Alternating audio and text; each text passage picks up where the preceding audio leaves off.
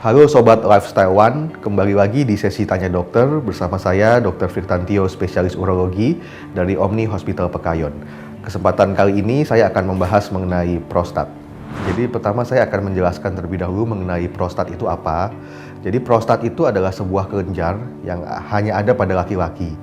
Dia letaknya di bawah kandung kemih dan dilalui oleh saluran kemih seorang pria. Besarnya sekitar 15-20 cc, ukurannya kira-kira sebesar kacang walnut, ya. Kemudian fungsinya sebetulnya untuk sebagai salah satu pabrik komponen air mani seorang pria. Jadi prostat itu mensekresikan atau memproduksi komponen air mani sekitar 20-25%. Kalau kita bicara mengenai gangguan prostat, ada beberapa hal yang bisa terjadi atau membuat masalah ya. Yang pertama adalah kemungkinannya adalah terjadi suatu radang pada prostat atau infeksi pada prostat yang kita sebut sebagai prostatitis. Kemudian yang kedua, masalah yang mungkin terjadi adalah pembesaran prostat jinak atau yang biasa disebut sebagai BPH atau benign prostatic hyperplasia. Dan kemungkinan yang ketiga yang mungkin paling kita khawatirkan adalah kemungkinan suatu keganasan atau kanker prostat. Baik, jadi saya akan bahas satu-satu mungkin ya, karena ketiga kemungkinan masalah itu mempunyai penyebab yang berbeda-beda. Pertama kita bahas mengenai prostatitis atau radang di prostat. Penyebabnya memang paling sering adalah suatu kuman atau bakteri. Bakteri ini awalnya biasanya paling sering terjadi dari infeksi saluran kemih, kemudian dia naik ke prostat dan menyebabkan infeksi atau radang di prostat. Kemudian bicara mengenai pembesaran prostat jinak atau BPH atau BPH, memang penyebabnya adalah proses aging ya, aging atau penuaan, di mana seorang pria memproduksi terus-menerus hormon testosteron atau androgen.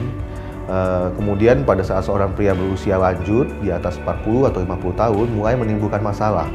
Prostatnya mulai membesar dan mulai menekan saluran kemih seorang pria. Itu penyebabnya. Jadi pada masalah yang kedua atau pembesaran prostat jinak, masalahnya penyebabnya adalah karena hormon testosteron. Kemudian ketiga mengenai kanker prostat atau keganasan prostat. Penyebabnya memang tidak ada yang tahu ya sampai sekarang, jadi masih diperdebatkan. Namun mekanisme yang diketahui adalah terjadi kerusakan DNA.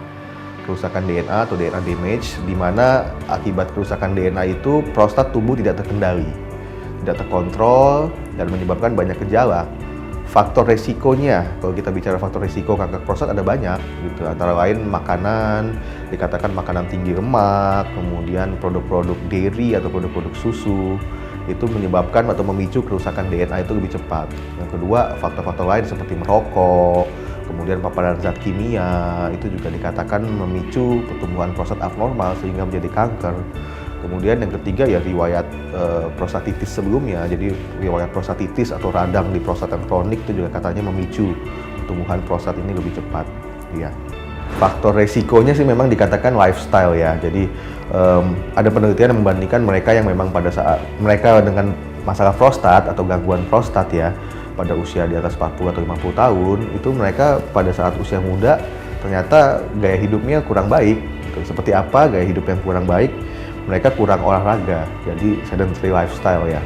Ya seperti masyarakat perkotaan, seringkali kita jarang aktivitas fisik, jarang olahraga.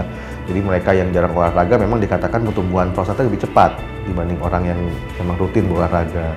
Kemudian yang kedua tadi makanan ya, faktor makanan. Jadi makanan ya junk food atau western food yang dia tinggi lemak, kaya lemak, kemudian digoreng-goreng, yang minyak, itu juga dikatakan faktor risiko yang membuat prostat tumbuh lebih cepat. Salah satu faktor risikonya memang seperti itu ya. Jadi seseorang yang terkena prostatitis pada usia muda dan dia kronik atau berulang dan tidak ditanggulangi, memang dikatakan faktor risiko menjadi kanker prostatnya pada saat usia lanjut di kemudian hari memang lebih tinggi dibandingkan mereka yang tidak ada riwayat prostatitis. Namun memang mekanisme pastinya tidak diketahui gitu. Bicara gejala, memang ketiga masalah prostat ini mirip-mirip ya gejalanya. Jadi prostatitis itu paling sering diderita pada usia muda, sebetulnya dewasa muda, usia 30-an, jadi di bawah 50. Ya, gejalanya sebetulnya mirip semuanya, tiga-tiganya. Jadi adalah gangguan saluran kencing ya. Gangguan itu bisa dua, jadi bisa gangguan urinnya tersendat, tersumbat, atau terlalu sering ya. Jadi misalnya gangguan tersendat tuh buang air kecilnya sulit, tersendat-sendat, tidak lancar. Kemudian pasien mengeluh terputus-putus kencingnya. Kemudian pasien seringkali mengeluh pada saat sudah di toilet tidak langsung keluar air urinnya, jadi harus menunggu sedikit lama, butuh waktu beberapa saat dibandingkan dengan orang lain dia baru keluar urinnya. Jadi mungkin lebih nyata pada saat di toilet umum misalnya. Jadi misalnya kita toilet umum laki-laki gitu ya, kita bandingkan dengan orang di sebelah kok kita agak lama keluarnya gitu. Nah itu sudah harus curiga apakah memang ada masalah tidak di prostatnya. Kemudian juga tadi yang saya katakan adalah keluhan yang terlalu sering. Jadi masalah prostat itu tidak hanya tersumbat sebetulnya, tidak hanya susah buang air kecil, tapi bisa juga terlalu sering ya. Jadi sebentar-sebentar ingin ke toilet, kemudian frekuensi kencing banyak sekali, tidak tuntas, tidak lampias. Jadi setelah buang air kecil masih ada sisanya. Harusnya kan pada orang normal kita setelah buang air kecil semua bisa dikeluarkan ya, jadi tidak berasa lagi ada sisanya. Nah pada mereka dengan gangguan prostat bisa setelah buang air kecil merasa tidak tuntas. Atau misalnya terbangun-bangun di malam hari, jadi kita sebut nokturia ya. Jadi pada saat kita sedang tidur nyenyak, tiba-tiba terbangun karena ada rasa mau ingin kencing gitu. Jadi ada sensasi ingin buang air kecil yang tidak tertahankan sampai kita terbangun beberapa kali, itu juga merupakan salah satu gejalanya. Gejala lain yang juga mungkin ditemui adalah misalnya buang air kecil bercampur darah ya, atau buang air kecil keruh misalnya sudah terjadi infeksi lanjut ya. Atau juga pada kasus prostatitis seringkali keluhannya adalah pada saat ejakulasi seorang pria mengeluarkan darah atau bercampur darah, atau disertai nyeri pada saat ejakulasi. Itu juga salah satu faktor atau salah satu gejala yang kita harus waspada terjadinya suatu kondisi prostatitis atau radang di prostat ya. Dan juga yang lain, gaya hidup yang perlu diperhatikan adalah merokok, kemudian kebiasaan alkohol itu juga ya sama dengan penyakit lain, dia juga ada faktor atau ada peran juga untuk pertumbuhan prostat ini gitu. Ya jelas, jadi seandainya memang ditemukan secara dini, sedari dini, kita bisa obati penyakit prostatitis atau radang prostat itu ya. Memang seringkali agak susah kita mendiagnosanya prostatitis karena pasien susah mendeskripsikan gitu. Biasanya pasien katakan bahwa dok, kencing saya nggak nyaman gitu, ada sesuatu yang nggak nyaman. Cuman kita periksa urin semua normal, kemudian di USG juga prostatnya tidak begitu besar volumenya. Nah ini biasanya khas tuh untuk prostatitis atau radang prostat ya.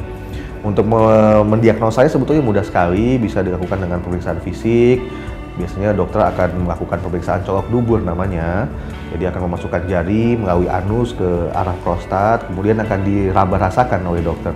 Pada kasus prostatitis atau radang prostat itu biasanya memang perabaannya agak lunak dan nyeri sekali. Jadi begitu ditekan prostatnya itu nyeri hebat, tak tertahankan. Seringkali pasien juga pada kasus prostatitis ini mengeluhkan nyerinya di bawah buah zakar. Jadi antara buah zakar dengan anus, atau kita sebut diperbanyak jadikan bagian dari rutinitas harian, minimal 30 menit per hari pun sudah cukup sebetulnya untuk mencegah prostat itu tumbuh membesar menjadi tak terkendali. Gitu. Sekian sesi Tanya Dokter kali ini. Jika ada pertanyaan, silakan tulis di kolom komentar.